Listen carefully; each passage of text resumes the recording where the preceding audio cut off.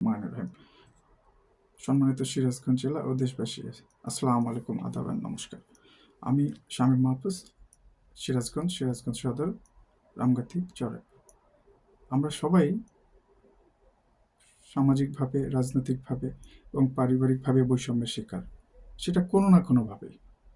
কিন্তু আমরা বৈষম্য বলতে কি বুঝি, বা এই বৈষম্য নিয়েই বা কেন এত কথা, যেখানে এই বৈষম্যের কারণে আমাদের দেশের ৩৬শে জুলাই সংগঠিত হলো, এবং সামাজিক মিডিয়াতে এবং রাজনৈতিক যত প্ল্যাটফর্ম আছে সবখানেই বৈষম্য নিয়েই আলোচনার কোনো কমতি নাই। কিন্তু আমাদের আরেকটু বুঝতে হবে, অ্যাকচুয়ালি কি আমরা বৈষম্য এবং এর অপতৎপরতা বা এর বিপজ্জনক সাইডগুলো বা এটা থেকে আমরা কীভাবে সমস্যার থেকে উত্তরণ করতে পারি। তো আজকে এই বিষয়ের উপরেই জাস্ট আর একটু সহজভাবেই আজকের আমার আলোচনার হ্যাশট্যাগ আর একটু। বৈষম্য আমাদের সব জায়গায় বিদ্যমান। একটা বাচ্চা যখন কোনো পরিবারে জন্মগ্রহণ করে, সেখান থেকেই শুরু। আমাদের দেশে এখনও নারী শিশুদেরকে ওয়েলকাম করা হয় না। আমরা সবাই পিতৃতান্ত্রিক সমাজের, আমরা একজন লাঠিয়াল চাই।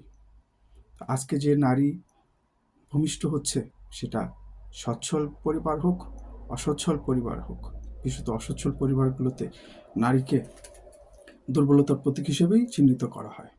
এটাই তো শুরু। আমরা যখন এখান থেকে যখন একটা শিশুর দিক থেকে যখন আমরা তার শিক্ষার দিকে হাত বাড়াই, প্রথমে আসে শিক্ষা এবং শিক্ষা ব্যবস্থা। তো আমরা শিক্ষা ব্যবস্থায় কি দেখি? শিক্ষা ব্যবস্থার আনাচে কানাচে ওতপ্রোতভাবে বৈষম্য জড়িত। কোনো একটা সরকারি শিক্ষা প্রতিষ্ঠানের তার পরিপূর্ণতা নাই। প্রতিষ্ঠান আছে, তার উপকরণ নাই, শিক্ষক নাই, ছাত্র নাই, এবং যারা পড়াবেন সেই শিক্ষকদের গুণগত মানেরও কোনো দিক নির্দেশনা নাই। কারণ সেখানেই বিভিন্নভাবে রাজনৈতিক দৌরাত্ম্যের মাধ্যমে হোক আর সামাজিক সুবিধাভোগীরাই হোক, এখানে একটা অন্যায় বাণিজ্য করেছেন শিক্ষক নিয়োগের মাধ্যমে। আর এই শিক্ষক নিয়োগের বাণিজ্য বিভিন্ন শিক্ষা প্রতিষ্ঠানের কমিটির দ্বারাই নিয়ন্ত্রিত, এবং এই কমিটির অধিকাংশ মানুষ রাজনৈতিক ছত্রছায়া। তার মানে এখানে আমরা একটা বৈষম্য দেখতে পাচ্ছি। সেটা যদি আমরা অন্য সরকারি প্রতিষ্ঠানগুলোতে যাই, শিক্ষা প্রতিষ্ঠানের সর্বোচ্চ স্থল সরকারি বিশ্ববিদ্যালয়গুলোতে যা হচ্ছে সেটা আমরা সবাই বিদ্যমান। যে সন্তান বা ছেলেরা, মেয়েরা যারা শিক্ষা প্রতিষ্ঠান থেকে পাশ করে বের হয়েছেন, এবং তারাই জানেন যে তারা কতটা ভুক্তভোগী। সেখানে শিক্ষার কোনো একটা ছাত্র বা ছাত্রী যারা ভালো রেজাল্ট করেছেন, তার সমস্ত ক্রেডিট তাদের নিজেদের। কারণ সেখানে কোনো উপকরণ নাই, সেখানে কোনো সুবিধা নাই, এবং যে শিক্ষার যে আবাসিক ছাত্র হলগুলো, সেখানেও থাকার ন্যূনতম কোনো সুবিধা নাই। সেখানেও নানাবিধ সমস্যা। যদি আমরা আরেকটু নিচের দিকে যাই, সামাজিক বৈষম্য শিক্ষার মধ্যে, সেটা দেখতে পাই ধর্মীয় শিক্ষাগুলোতে বা ধর্মীয় শিক্ষা প্রতিষ্ঠানগুলোতে সরকারের সর্বোচ্চ পর্যায় থেকেই অবহেলার শিকার করা হয়েছে। আমাদের দেশে ধর্মীয় শিক্ষাকে আনুষ্ঠানিকভাবে স্বীকৃতি দেওয়া হয় না। কিন্তু শিক্ষার তো অনেক ডাইমেনশন থাকে। কেউ কারিগরি শিক্ষা নেবেন, কেউ প্রশাসনিক শিক্ষা নেবেন, বা কেউ ধর্মীয় শিক্ষা নেবেন। প্রতিটি শিক্ষা আমাদের জন্য, দেশের জন্য সম্মিলিতভাবেই খুবই জরুরি। তো যে দেশে শিক্ষাকে পণ্য বানানো হয় এবং যেখানে শিক্ষাকে বিক্রি করে দেওয়া হয় অর্থের লোভে, অথচ এই শিক্ষা প্রতিষ্ঠানে বাংলাদেশ সরকারের, আপনার আমার দেশের মানুষের, মেহনতি মানুষের ট্যাক্সের টাকার সব থেকে বেশি বিনিয়োগ করা হয়। এখানে একটা বিনীতভাবেই যেটা বোঝানোর চেষ্টা করছি, সেটা হচ্ছে একটা শিক্ষা প্রতিষ্ঠান, সরকারি শিক্ষা প্রতিষ্ঠানের একটা ছাত্রর পিছনে সরকারের যে ব্যয়, সেটা একটা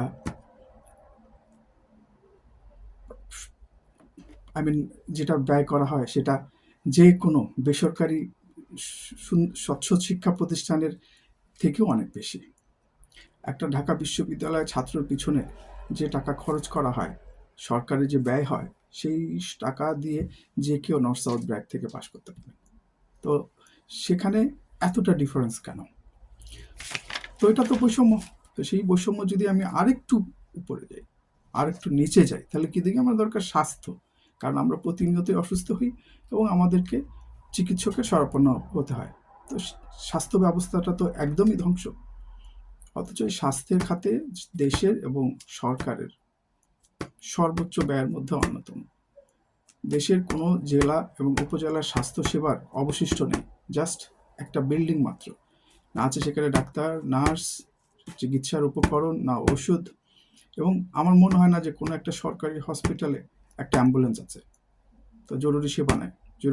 একটা মানুষ যে সরকারি হসপিটালে গিয়ে 10 মিনিট দাঁড়াবেন, সেই দাঁড়ানোর মতো ধৈর্য কোনো সুস্থ মানুষের সেখানে গিয়ে থাকতে পারে না। স্বভাবতভাবে কাজের মাধ্যমে বা বিভিন্ন সময় বিভিন্ন সরকারি হসপিটালে সামাজিক গবেষণার কাজ হোক, যেভাবেই হোক, যাওয়ার সৌভাগ্য হয়েছে এবং সেখানে এটাই মনে হয়েছে যে একটা সরকারি হসপিটাল কোনো অংশে একটা পাগলাগারদ যেটা থাকে আমাদের দেশে, আমরা সবাই জানি, মেন্টাল হসপিটাল, সেটার থেকে কম নয়। তো এই হিসাবে আমি মেন্টাল হসপিটালকে ছোট করে দেখছি না। আমাদের দেশের মেন্টাল হসপিটালগুলোতেও সেই একই সমস্যা, এখানেও সেই একই সমস্যা। সব জায়গায় একটা দুর্বৃত্তায়ন হয়েছে। এই দুর্বৃত্তায়নের সব কিছুই হচ্ছে প্রশাসনের মাধ্যমে এবং রাজনৈতিক নেতাকর্মীদের মাধ্যমে। যেভাবে শিক্ষা ব্যবস্থাকে ধ্বংস করা হয়েছে রাজনৈতিক ছত্রছায়ায়, দলীয় নেতাকর্মীর দ্বারা, এবং বিভিন্ন সময় আমাদের দেশের সমস্ত শিক্ষা প্রতিষ্ঠানের যে প্রতিনিধিগুলো থাকেন, সে প্রতিনিধি এবং তাদের মাধ্যমে এই শিক্ষা প্রতিষ্ঠানগুলো নিয়ন্ত্রণ করা হয়। এবং এটা একটি সম্পূর্ণভাবে রাজনৈতিক ব্যর্থতা, যেমনভাবে স্বাস্থ্য খাতের রাজনৈতিক ব্যর্থতা। তদ্রূপভাবে যদি আমরা অন্য অন্য বিষয়গুলোতেও দেখি, প্রশাসন এবং বিচার ব্যবস্থা, প্রশাসনের মধ্যে আমরা বিশ্বাস করি যে আমাদের প্রশাসনে যারা আছেন তারা তো শিক্ষিত মানুষ, তারা ন্যূনতম শিক্ষা বা ম্যান্ডেটরি শিক্ষা নিয়েই এবং তারা শপথ করে তাদের দায়িত্বে আছেন, এবং সেই জায়গা থেকে আমরা তাদের কাছ থেকে ন্যূনতম যে আশাবাদ দেখতে চাই সেটা আমরা পাই না। যার কারণেই আমাদের বৈষম্য দিনকে দিন বেড়ে যাচ্ছে। আইনের মতোই চলবে, আইন তার নিজস্ব গতিতে চলবে, কিন্তু আমাদের আইন যেভাবে চলছে সেখানে আইন আছে, বাট আইনের শাসন নাই। আইনের শাসন বলতে বোঝায় এক্সিকিউশন। তো আমাদের দেশে কোথাও যদি কোনো একটা মামলা হয়, সেই মামলা নিয়ে বাণিজ্য হয়, সেই বাণিজ্যের পিছনে অনেক ক্ষয়ক্ষতি হয়। আমরা পয়সা দিয়ে, অর্থ দিয়ে আইনের ফলাফলকে আমরা পরিবর্তন করে নিতে পারি। তো অর্থের যে ঝলসানো, অর্থের যে সামাজিক শক্তি বা অর্থের যে বিভৎস একটা পাওয়ার আছে, সেটাকে আমরা সব জায়গায় দেখি। তো যার কারণে আমাদের দেশের মানুষ প্রতি মুহূর্তেই বৈষম্য শেখায়। বৈষম্য সব জায়গাতে শেখায়। তো বৈষম্য থেকে দূর করার জন্য আমি আমার দেশের সব মানুষের কাছে বিনীতভাবে অনুরোধ করব যে আপনারা যার যার জায়গা থেকে সৎ হন, দেশপ্রেমিক হন। দেশপ্রেমিকের সংজ্ঞা আপনারা সবাই সম্মানিত বিজ্ঞজন, আপনারা সবাই দেশপ্রেমিকের সংজ্ঞা জানেন, কিন্তু তারপরেও আপনাদেরকে আরেকটু স্মরণ করে দিতে চাই, যার যার কাজ, যার যার পেশা, এবং সেই কাজ এবং পেশাকে দক্ষতার সাথে, দায়িত্বের সাথে পালন করাই হচ্ছে দেশপ্রেম। আপনি যদি ইঞ্জিনিয়ার হন, তাহলে আপনার কাজ, আপনার ইঞ্জিনিয়ারিং কাজের দক্ষতার সাথে সেটাকে সম্পন্ন করা। যিনি চিকিৎসক, আপনার দেশপ্রেমের একমাত্র নিদর্শন হচ্ছে আপনি কত দায়িত্বশীলতার সাথে রোগীদের সেবা এবং মান উন্নয়ন করতে পারেন, দেশের স্বাস্থ্য খাতে আপনি কন্ট্রিবিউট করতে পারেন। একজন শিক্ষকের দায়িত্ব সব থেকে বেশি, কারণ এই শিক্ষক দ্বারাই দেশের সমস্ত পেশাজীবী মানুষ, বুদ্ধিজীবী মানুষ তৈরি হন। তো শিক্ষক একটা জাতির সম্পদ। আমাদের দেশের শিক্ষকের ঘাটতি আছে, কারণ আমাদের ছোটবেলায় আমরা যেসব শিক্ষককে পেয়েছিলাম, স্বাভাবিকভাবেই এই জেনারেশনে এসে আমরা সেই মানের শিক্ষককে পাচ্ছি না। এর ব্যাখ্যা দিতে যাচ্ছি না, কারণ দলীয়করণের মাধ্যমে বিভিন্ন শিক্ষা প্রতিষ্ঠান বাণিজ্যর মাধ্যমে বাণিজ্যের মাধ্যমে যে শিক্ষকদের নিয়োগ দিয়েছেন, সেই তাদের অবক্ষয়ের আজকে ফলাফল ভোগ করছে পুরো দেশবাসী। আমরা চাই আগামীতে যারা বিভিন্ন রাজনৈতিক শক্তি যারা আসবেন, তারা অন্তত এই শিক্ষার ক্ষেত্রে ন্যূনতম দায়িত্ব পালন করবেন। আপনাদেরকে তো আমরা হাত ধরে তো আপনাদের চরিত্র চেঞ্জ করতে পারবো না। আপনাদের যে অর্থনৈতিক যে লিপ্সা, সেটা থেকে আপনাদেরকে তো আমরা আমাদের তো শক্তি নাই যে আপনাদেরকে আমরা বন্ধ করতে পারবো, কিন্তু এতটুকু কাজের জন্য আপনাদের কাছে বিনীতভাবে অনুরোধ করব যে অ্যাটলিস্ট যে যেখান থেকে বাংলাদেশের শিক্ষা, স্বাস্থ্য, প্রগতি, বুদ্ধিজীবী তৈরি হয়, অ্যাটলিস্ট সেই জায়গাটার সাথে আপনারা অন্যায় করেন না, অত্যাচার করেন না।